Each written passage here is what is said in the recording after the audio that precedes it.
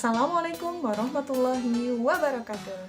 Selamat pagi Akang Teteh, solih-solihah. Bagaimana kabarnya kalian hari ini? Semoga semua dalam keadaan sehat ya. Amin ya Allah ya rabbal alamin. Kembali lagi bersama Ibu di mata pelajaran Pendidikan Agama Islam dan Budi Pekerti. Nah, hari ini Senin tanggal 22 Februari 2021, Ibu akan membahas mengenai masa kejayaan Islam.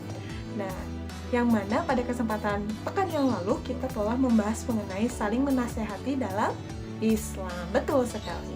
Nah, diantaranya ada apa saja kan soleh-solehah? Khutbah, ya. Tabligh, ya, betul, dan dakwah, ya. Nah, sekarang Akang dan Teteh tahu ya bagaimana kaitan antara kejayaan Islam dan saling menasehati dalam Islam. Mereka antara kedua konsep ini sangat berhubungan erat. Oke, Akang Teteh yang solih-solihah, untuk tujuan pembelajaran kita hari ini ada di kolom di atas. Dan KIKD-nya juga di atas, silakan untuk dibaca ya. Untuk bahan ajarnya sendiri, Akang dan Teteh boleh lihat ini. Ini merupakan buku paket Pendidikan Agama Islam dan Budi Pekerti untuk kelas 11 IPS. Mohon maaf untuk kelas 11. Nah, Akang dan Teteh bila mempunyai referensi lain silahkan dipergunakan sebaik-baik mungkin ya Kang Teh. Nah, Akang dan Teteh solih-solihah, seperti yang telah Ibu buatkan di slide PowerPoint mengenai masa kejayaan Islam, kita akan membahas mengenai periodisasi sejarah Islam, kemudian masa kejayaan Islam, dan tokoh-tokoh pada masa kejayaan Islam. Seorang mantan Presiden Amerika Serikat, yaitu Bapak Barack Obama, pernah mengatakan peradaban kita saat ini sangat berhutang besar kepada Islam. Karena dalam fakta sejarah pun dikatakan seperti itu. Oke, langsung saja kita masuk ke periodisasi sejarah Islam terbagi menjadi 3 periode ya. Ada periode klasik, periode pertengahan, dan periode modern.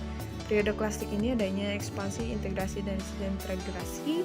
Periode pertengahan adanya kemunduran, dan periode modern adanya kebangkitan umat Islam. Sampai sini ada yang ditanyakan?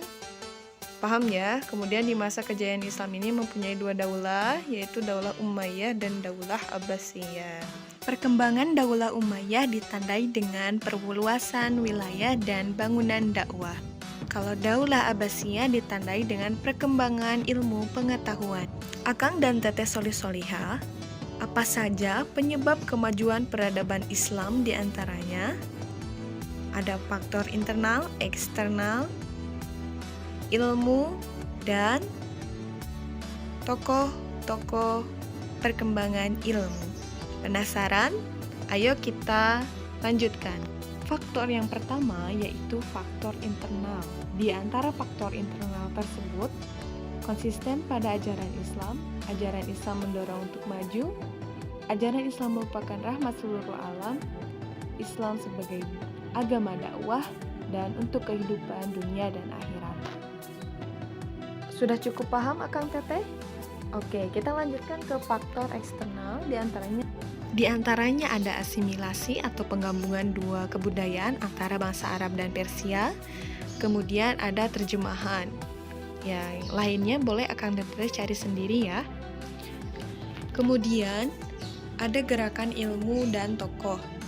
Di antaranya ada ilmu filsafat dengan tokoh Al-Kindi, bidang kedokteran Jabir bin Hayyan, bidang matematika Ummal Al-Farukan, bidang astronomi Al-Farazi, bidang seni ukir Badar dan Ta'rif, ilmu tarif Ibnu Jarir Al-Tabiri, ilmu hadis Imam Bukhari. Selanjutnya tokoh-tokoh yang ada pada masa kejayaan Islam. Tokoh yang pertama diantaranya ada Ibnu Rushdi.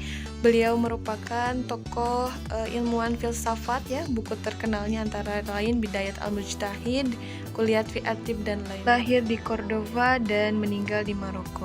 Tokoh selanjutnya ada Al-Ghazali yang merupakan Hujjatul Islam.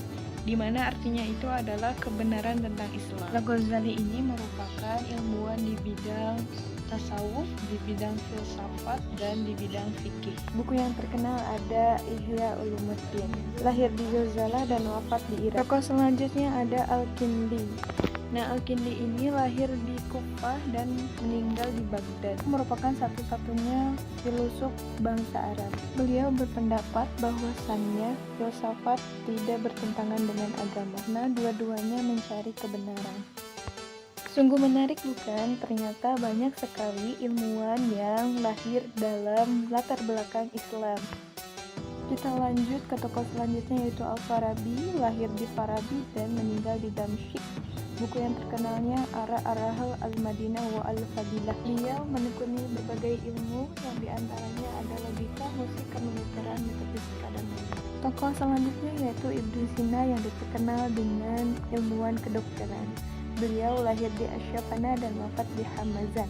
Buku yang terkenalnya adalah Al-Qanun fi At-Tibb, yaitu ensiklopedi tentang ilmu kedokteran, dan Al-Shifa, ensiklopedi tentang filsafat dan ilmu pengetahuan. Setelah kita mempelajari materi hari ini, Ibu akan bertanya pada anak-anak sekalian, akankah kita menjadi generasi penerus Islam yang punya cita-cita tinggi untuk kemajuan Islam? Akankah kita meneruskan perjuangan umat terdahulu? Semoga kita bisa meneruskan perjuangan mereka untuk kejayaan Islam. Amin ya Allah ya Rabbal Alamin. Jika dirasa ada yang ingin ditanyakan, boleh Akang dan Teteh kirim pertanyaannya di WhatsApp atau di Google Classroom. Jangan lupa untuk selalu membaca pelajaran hari ini dan pelajaran yang akan datang insya Allah bersama Bapak Aceng Lukman. Selalu semangat Akang dan Teteh solih-solih.